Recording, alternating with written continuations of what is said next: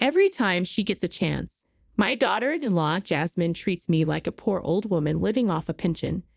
I came all this way to visit, and this is what I get. Such a shabby place, so disappointing. Well, I guess this is what you get on a pension. I can take whatever is said about me, but I can't stand it when someone insults this shop. My name is Susan. At 65, I'm still quite active for my age. My husband John passed away 3 years ago at the age of 70. He fought hard against liver disease, but sadly couldn't beat it. John was a craftsman and fought bravely without much complaint until the end. He was 8 years older than me, and I had always been prepared for the possibility that he might pass away before me. However, his death came sooner than I expected. For a while, I was like a shell of my former self, but thanks to friends and neighbors, I gradually regained my spirit. Now I'm enjoying my time alone, attending career classes, a hobby of mine from way back, and going to the theater with friends. Another significant event happened after John passed and things settled down. My eldest son, Louis, got married. I thought it would be something to cheer me up. John and I had 2 children. Our eldest, Louis, is now 37 years old and works as an IT engineer. He's freelancing now, mainly working from home, and apparently he's earning more than he did as a salaried employee. Teresa, our daughter and Louis' sister, is currently on an overseas assignment. She hardly ever gets to come back home. Louis finally married in his mid-30s, but for Teresa, it seems her job comes first, and marriage seems far off for her. Speaking of putting the job first, that's Louis's wife, Jasmine. Jasmine is 9 years younger than Louis, currently 28 years old, an even larger gap than between John and me.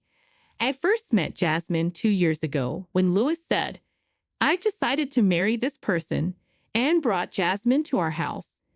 Louis was attracted to the hardworking Jasmine, and surprisingly, it was Jasmine who strongly desired to marry.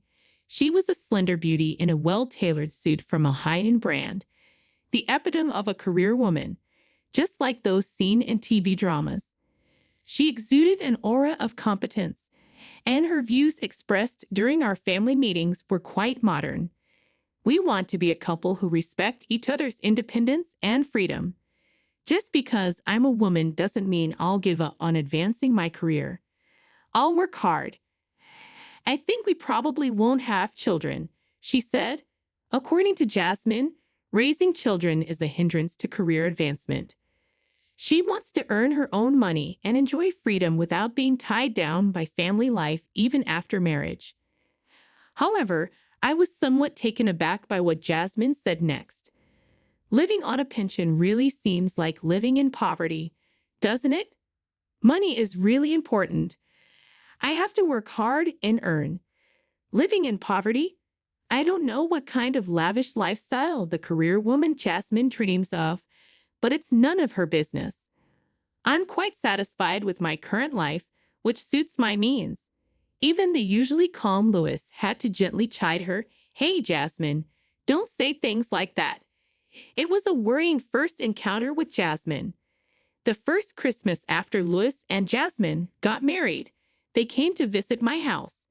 Maybe because of her busy job, as soon as Jasmine arrived. "Oh, I'm so tired," Jasmine said as she sat on the sofa and didn't move. Even on Christmas, she seemed preoccupied with work, constantly staring at her mobile phone and tablet, never leaving the sofa. "Louis, I want some coffee." "Louis, I'm a bit hungry. Bring me some snacks," she ordered from the sofa.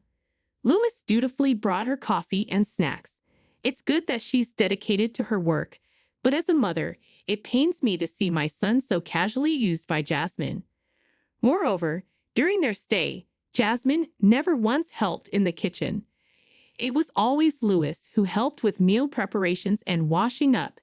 Quietly, I asked Louis, who was helping me with the dishes, "Hey, Louis, doesn't Jasmine do any housework?" "Well, I'm mostly working from home as a freelancer, so I usually handle the housework." Jasmine has a commute and often comes home late. Plus, she travels a lot for work, so she's not home much. There's not much to do in terms of housework anyway. It's different from our time. Besides, Jasmine's been given more responsible work lately, so she's busy. You know, we're an independent couple. Jasmine likes to manage her own stuff, though I mostly take care of the house. Well, if you're okay with it, I won't interfere. Jasmine can be a bit harsh in her way of speaking, but think of it as her fighting through the tough world of work. Please be a bit more understanding, Mom, Louis said, always mild-mannered. Since then, only Louis has come home for summer vacations and Christmas.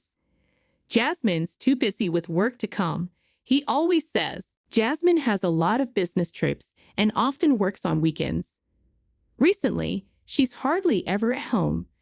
For me, having some reservations about Jasmine, it's admittedly easier when Louis comes alone. Every time Louis came back home, I noticed he seemed a bit more worn, which concerned me. Then as summer reached its peak, I received a call from Louis. Hello. This summer break, Jasmine and I will come to visit for the first time in a while. Is that so? It's been a long time since both of you visited together. Yeah, looking forward to it, Mom. I felt relieved hearing Louis's cheerful voice. When the summer break came, Louis and Jasmine returned home. This year's summer was reportedly the hottest on record. Our air conditioner at home was running nonstop, but due to its age, it wasn't cooling very well. Well, I'm home, Louis said. Hello there, Jasmine exclaimed as soon as she entered our house. It's so hot, Susan. Is the air conditioner even working? Hey, Louis, lower the temperature. She went straight to the sofa and, as usual, began giving Louis casual orders. It's still hot. Is this air conditioner broken? But I guess you can't afford a new one on a pension. Louis, a hand fan, please. I had a bad feeling that Jasmine seemed even more overbearing than before. Also, compared to when I first met her, her makeup and clothing seemed flashier. I'm going to say hello to Dad, Louis said as he went to greet John's photograph. When I returned with coffee for the two of them, I found Louis in front of the photo, but Jasmine was not there. She was still confidently sitting on the sofa, legs crossed, fiddling with her mobile phone. She drank the cold coffee I made without even a word of thanks. I didn't want to nag Jasmine, but even I couldn't hold back this time. Can't you put the phone away just for now? I asked. Jasmine replied, I have important work responsibilities, Susan. Living on a pension, you wouldn't understand. What does living on a pension have to do with this? I wanted to say something back to Jasmine, but she spoke up again. The reason Susan can live on a pension is because of the money we work hard to earn. So as someone who works hard every day, I don't have to move in front of people living on pensions. Really? Such excuses? Is this what being weathered by the rough seas of society does to a person? I felt bad for Louis, but I didn't want Jasmine to come over anymore. Knowing she wouldn't help in the kitchen, I made a dinner reservation at a restaurant that holds special memories for our family. It's not the most elegant establishment, but the food is exquisite. When it was time, Louis, Jasmine, and I headed to the restaurant. Upon arrival, we were guided to a private room that had been prepared for us. Ah, I'm going to say hello to Chef Brown. It's been a while since we've been here, Louis said before entering the private room, leaving me alone with Jasmine. Just the two of us. I felt uncomfortable and uneasy. Jasmine, as usual, was busy with her mobile phone. Just as I thought I should start a conversation, Jasmine spoke first. I came all this way to visit, and this is the place. Kind of disappointing. Oh, why? The food hasn't even been served yet. This restaurant is really delicious, you know.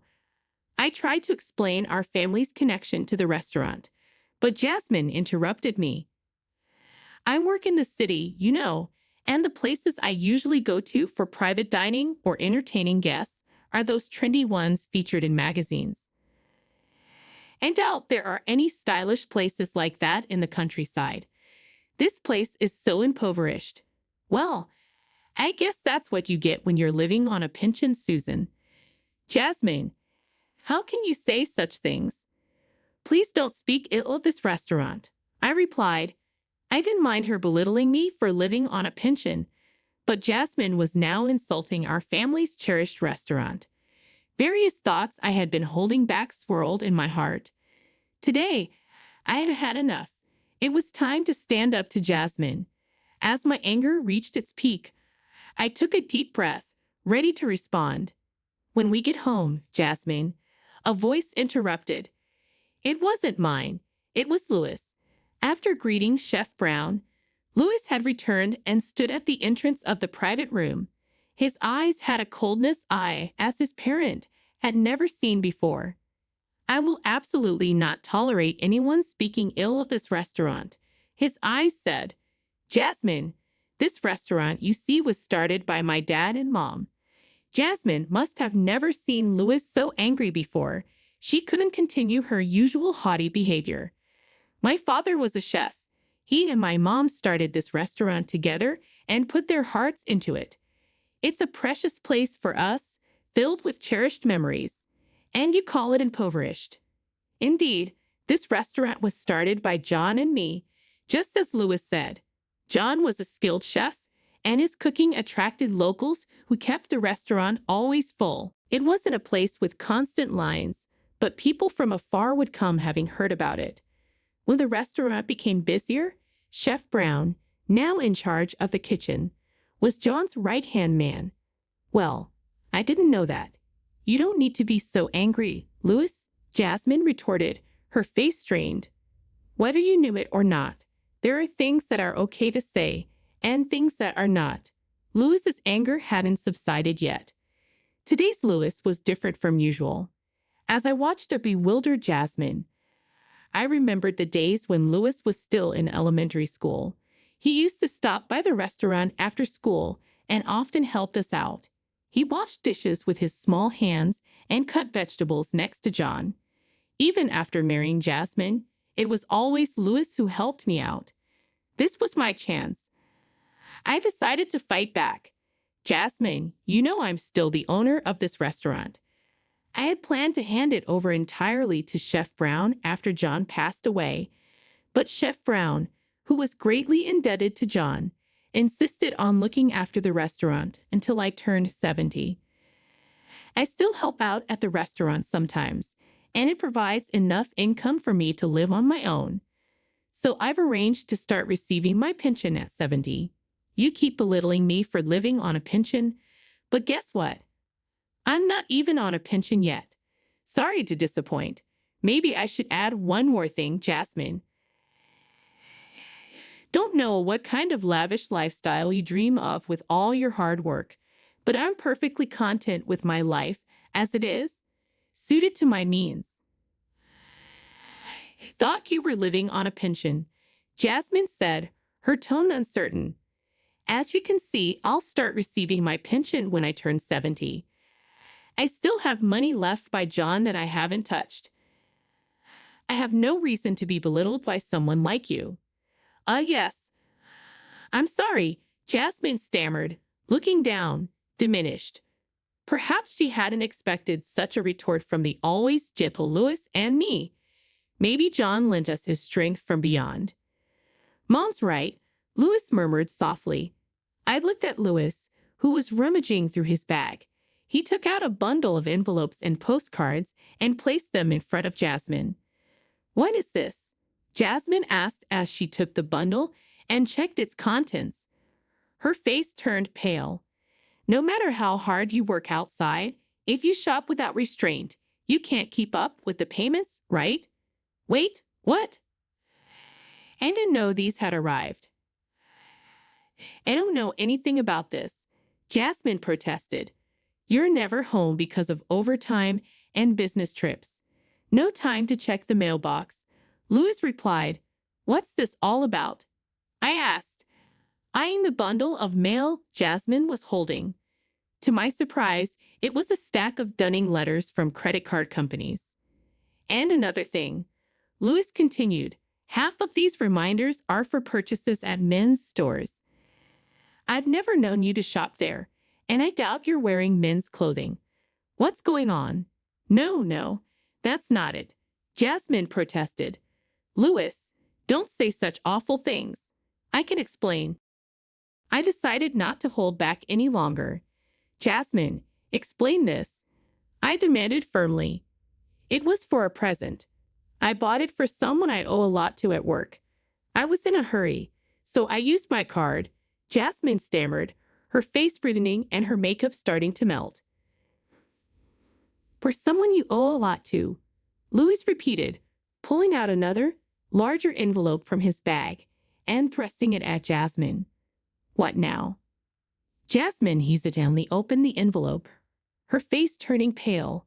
Inside were photos of her walking arm in arm with a flashy young man, entering an apartment building with him. The most damning evidence was left unspoken. What is this? You investigated me? Jasmine exclaimed, her voice sharp. With all those dunning letters, I had to look into it. Louis replied, resigned yet composed. What's wrong with taking a little break? I'm stressed from work, Louis. You're older and too calm. You don't provide any excitement. To me, you're just a house husband. I need some excitement outside or I can't stand it. Jasmine blurted out, now red-faced. Stop it right now, I shouted, my anger finally exploding. Jasmine, listen to me. How dare you treat Louis like a housewife when you're not supporting him? You said you wanted to be a self-reliant and free couple. How is overspending and infidelity being self-reliant and free? I don't want to see your face anymore. Get out of this restaurant right now. Susan, you don't need to get so angry. Louis interjected. Quiet, just get out. I insisted. Startled by the fury Louis and I had shown, Jasmine fled the restaurant. Chef Brown, who had been observing the scene, approached us. Is everything settled? Chef Brown asked. I'm sorry for causing a scene, Louis said. It seems I had to confront Jasmine. I explained the situation to you earlier. It's okay, Louis. Susan, the food is ready, so I'll bring it over. Just the family now. Please take your time, Chef Brown reassured us. Thank you. We appreciated his understanding. Louis and I regained our composure and enjoyed the meal, reminiscing about past times. Chef Brown had faithfully continued John's flavors, bringing back fond memories. Afterwards, Louis stayed at my house while proceeding with the divorce. He left everything to a lawyer and moved his belongings out while Jasmine was at work. According to acquaintances, Jasmine continued to spend lavishly on men even after the divorce. Her mailbox remained full of dunning letters, and her workplace started receiving calls about her overdue payments. Eventually, her workplace found out about the affair and divorce, leading to daily criticism at her job. Despite the discomfort, she couldn't afford to quit as she had to pay damages to Louis. Short on funds, she was swiftly abandoned by her boyfriend, left only with debts and broken pride. With Jasmine gone, peace returned to my life. Louis's sister, Teresa, was returning home temporarily from her overseas assignment. Louis planned to coincide his return with her visit. I'm home. It's been a while. Teresa greeted us. I'm so tired from the long journey. We looked at her in surprise. What's up with you, Mom and Big Brother? Oh, right, I need to greet Dad first, she said, heading towards John's photo. That evening, for the first time in a while, Louis, Teresa, and I gathered around the dinner table and had a wonderful time. Despite her fatigue, Teresa helped with cleaning up. You seem to be doing well. I accidentally voiced my inner thoughts aloud. Teresa gave me a puzzled look. What are you talking about? When I looked back, Louis had a slightly embarrassed smile on his face. I realized I might never see my grandchildren, but I felt fortunate to have such kind children. I knew John in heaven was at peace, And until the day I joined him, I vowed to live a life that suited me and enjoy my solitude. That was the promise I made to myself.